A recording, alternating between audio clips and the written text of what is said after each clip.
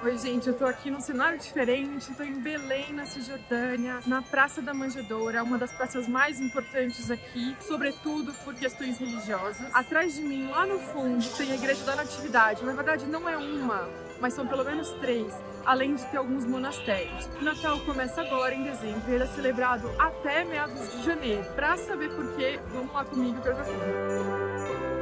Esse ano existe uma grande expectativa em torno do Natal. Isso porque vai ser a primeira vez que tem uma celebração de certa forma normalizada desde os ataques de 7 de outubro, que deram início ao mais recente conflito entre Israel e Palestina.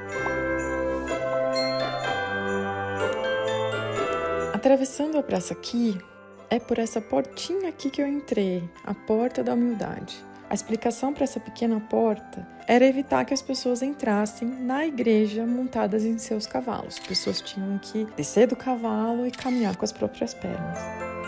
Agora que a gente está entrando aqui, eu queria começar a explicar um pouco o que é esse tal complexo de igrejas. Deu para ver daquelas imagens lá de fora que essa não é uma arquitetura típica de igreja, parece uma coisa que foi construída em cima da outra, e é exatamente isso. Esse primeiro salão aqui mostra o que é uma igreja ortodoxa. Não tem nenhum tipo de bancos ou cadeiras, isso porque na tradição ortodoxa é comum que a cerimônia aconteça toda de pé. Quando eu entro aqui, nesta porta da esquerda, vocês podem ver que tem um altar separado. Ele é dos armênios. Esse é um dos povos que clamam terem sido os primeiros a se tornarem cristãos. Então, esses dois espaços são divididos aqui por armênios e ortodoxos. Um outro fato que chama atenção é que o altar é bem diferente, tem uma espécie de um tapume, que o termo religioso para isso é iconóstase. Isso é uma parede de ícones, tem uma série de ícones que separa o santuário do restante da igreja. Agora, contornando esses altares, eu levo vocês para um lugar muito especial. A gruta onde a tradição acredita que seja o lugar de nascimento de Jesus. Para quem aprendeu que Jesus teria nascido num estábulo, que te ensinaram errado. Aqui na Terra Santa, os estudos bíblicos e arqueológicos indicam que, na verdade, Maria teria dado luz a Jesus Cristo dentro de uma gruta, um espaço onde ela pôde se abrigar com José quando eles visitavam Belém para que Jesus nascesse. Agora, vamos seguir que tem mais uma igreja. A gente não mostrou ainda qual que é a Igreja Católica Apostólica Romana. Quando eu cheguei lá, eu vi que tinha uma missa em curso e eu notei que a missa estava sendo rezada em árabe. Vamos ouvir um pouquinho. معناته انه ما فقدوش الامل مسكين وضلوا يحلموا لسنين بدهم يحصلوا على ولد عظيم من ربنا. Esse cenário aqui fica montado até meados de janeiro. Cada um desses setores, ou melhor, denominações do cristianismo, celebra um Natal diferente. Não é para todo mundo que Natal é 25 de dezembro, pelo menos não neste ano. Enquanto nós no Brasil seguimos o calendário gregoriano, denominações como os ortodoxos seguem o calendário juliano, que é baseado no Sol. Então isso muda de ano para ano. De acordo com esse calendário, o que pra gente é 25 de dezembro corresponde ao dia 7 de janeiro. Na Terra Santa, como eu já expliquei aqui, tem ainda uma denominação específica para os armênios. Então aqui tem uma terceira data de Natal. Esse ano o Natal vai ser celebrado no dia 19 de janeiro pela Igreja Apostólica Armênia. Isso na Terra Santa. Mas não é todo ano que é assim. A cada 5 anos, todas essas denominações celebram o Natal juntas.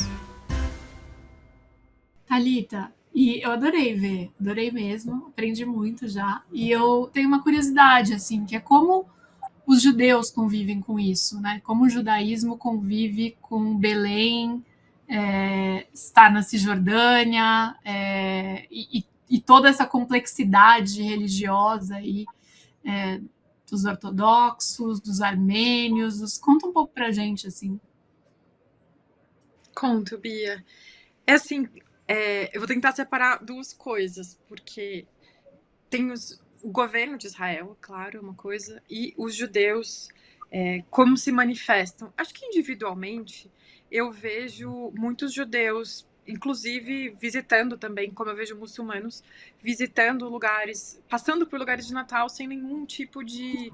Apesar de que os judeus não acreditam em Jesus como um dos profetas, eu não sinto uma animosidade, né, assim, não noto, não vou dizer que não tenho, contra símbolos cristãos ou contra o Natal. Só não tem uma importância, né? O que acontece é que muitas das vezes, acabou de passar agora o Hanukkah, que é aquele feriado que eu acho que todo mundo tem alguma imagem da menorá, que são aquelas 7 velas que são acesas, cada dia uma das velas é acesa. Então, o que acontece, eu diria, seria uma sobreposição desses símbolos que não estão relacionados, mas acontecem ao mesmo tempo. Isso é uma das coisas que eu queria trazer. Agora, quando a gente fala dos muçulmanos, a gente está falando... Eu sei que você não incluiu na pergunta, mas eu vou explicar por quê, porque tem até meme que me contaram aqui. Para os muçulmanos, Jesus foi um dos profetas. Ele só não é o principal profeta. Então, claro que tem uma série de diferenças entre o cristianismo e o islamismo, mas é como se assim, tá, não parou em Jesus, depois veio o profeta Muhammad, o profeta Maomé. Belém hoje é uma cidade de maioria muçulmana, mas tem vários bairros e vilarejos cristãos. Vou dar um exemplo. Quando as pessoas querem comprar carne de porco ou álcool, elas vão nesses bairros cristãos, porque normalmente é chamado haram, ou pecado, para os muçulmanos irem a esses lugares, comprar ou vender porco, ou mesmo álcool, né? Os judeus também não comem porco. Agora, como é lidar com a questão de Israel, né? Primeiro que assim, eu tô em Jerusalém, a gente tá vendo aqui essas imagens são da Cidade Velha, e eu vou explicar um pouquinho por que depois. Mas indo daqui, de onde eu moro em Jerusalém, até Belém, são 10 quilômetros, é muito pertinho. Eu vou todas as semanas, tem uma série de coisas que eu gosto de fazer por lá e tal, eu gosto de circular e sempre tem muita coisa para aprender. Então é muito perto. Mas, como eu estou em Jerusalém, que é um território disputado, mas ocupado e anexado por Israel desde 67, você precisa passar por um checkpoint. Então, assim, entrar na Cisjordânia não tem nenhum tipo de questionamento, mas quando eu saio e eu vou entrar de novo em Jerusalém, geralmente os soldados param, tem que mostrar que eu moro em Jerusalém, minha documentação, passaporte, esse tipo de coisa. Agora, acontece que, embora o cristianismo não seja importante, né, para o Estado de Israel no sentido... O Estado de Israel é um Estado judeu. Então, assim, é super confuso porque é religião, mas tem uma questão étnica também. Tem um grande debate, eu não tenho uma resposta clara sobre o que é ser judeu. É uma religião, porque eu tenho vários amigos que são judeus e não são religiosos, né? Eles cresceram em famílias judaicas. Essa é a placa que está passando aí. Está dizendo que a entrada em território palestino é proibida e perigosa para israelenses. Então, assim, não é comum eu ir a Belém e ver um judeu, né? Ou um israelense. Quer dizer que ninguém atravessa o checkpoint? Não, inclusive porque tem as ocupações, os settlements que estão ali, são assentamentos ilegais que são construídos e protegidos pelo exército. Então, eu diria, tem uma relação bem complexa. Não é uma coexistência pacífica entre nenhum dos povos, mesmo entre os palestinos, né? Tem palestinos cristãos, palestinos muçulmanos. Também existe uma certa disputa, né? Acho que assim, uma coisa é ocupação e todos costumam ser contra a ocupação, mas tem uma série de coisas ali que não são muito claras. Um ponto que pode ser interessante para responder sua dúvida, Bia, é, por exemplo, as pessoas que moram em Belém, elas geralmente não têm autorizações para vir a Jerusalém, a menos que elas tenham... Isso aqui pode ser um tema para uma outra coisa, né? As identidades aqui, elas têm uma série de códigos e tal, porque as pessoas que moram em Belém, elas são oficialmente cidadãos, assim, elas são palestinas e elas não são nem cidadãs ou cidadãos israelenses e nem têm permissão para morar em Jerusalém. Então, para entrar em Jerusalém, precisam de uma permissão especial. E o que acontece é que o Estado de Israel costuma conceder, abrir uma espécie de uma janela perto do Natal, por uma permissão especial para os palestinos cristãos virem a Jerusalém. Seja para compras de Natal, seja para visitar a cidade antiga. Muita gente diz que é uma época também que Israel faz isso para conseguir agitar um pouquinho mais a economia, já que muita gente quer comprar e as opções de compra na Cisjordânia são limitadas. E eu conheço, por exemplo, uma estrangeira que ela é casada com um palestino, nenhum deles tem cidadania israelense, eles moram na Cisjordânia, e como eles são cristãos, eles puderam aplicar para vir a Jerusalém. Mas o governo de Israel só concedeu permissão para 2 pessoas da família e alegou que a outra pessoa era muçulmana e que eles não dariam a entrada para muçulmanos. E não tem muito espaço para debater. Então, eu diria assim, o conflito é uma questão étnica, eu acho que a religião ela é usada, mas digamos que tem uma certa tolerância a mais com os cristãos, se é que isso te responde.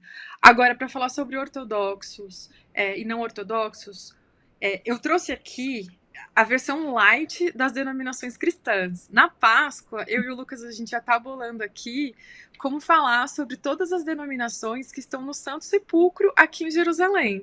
Então, eu estou só começando a introduzir o assunto porque é mais complicado.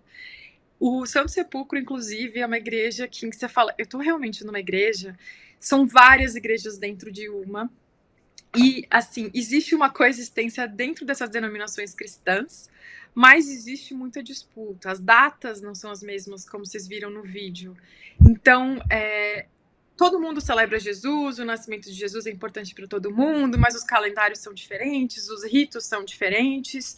E uma coisa que mudou aqui para mim, eu cresci culturalmente católica, digamos assim, não sou a mais praticante, mas agora quando eu entro numa igreja histórica aqui, eu penso, que denominação será essa? Eu nunca imaginei que eu me veria estudando arquitetura de igreja, mas eu vou dizer que para quem tem fé ou não tem fé, historicamente, é muito legal estar aqui. Então, eu queria dividir um pouco com vocês. Eu espero que eu tenha ajudado e não confundido muito. Mas perguntem, e eu estou aqui para fazer mais especiais. O Lucas foi maravilhoso, me ajudou bastante aqui. E quero deixar um desafio para mim mesma, né? Deixem perguntas que eu quero trazer mais explicações para a gente não ficar falando só do conflito, mas trazer curiosidades históricas, religiosas e da cultura aqui. Gostei muito, fiquei muito feliz que você trouxe esse especial pra gente. Adorei, e já estou esperando da Páscoa. Com certeza você vai ter trabalho aí pela frente para explicar tudo isso pra gente. Estamos chegando ao fim, Thalita, do nosso. E depois a gente coloca um corte do especial da Thalita também, para quem quiser vir assistir de novo, ou mandar o link para quem pode se interessar. A gente deixa aqui no canal também, para vocês poderem pegar só esse trechinho aqui do nosso programa e assistirem por aí. Né? Thalita, adorei. Desculpa te cortar, só queria dizer que vai ter texto no site também, para quem quiser ler, além de ver vídeo, de um outro formato. Então, amanhã ou depois, quem quiser ler sobre o Natal, vai estar no nosso site.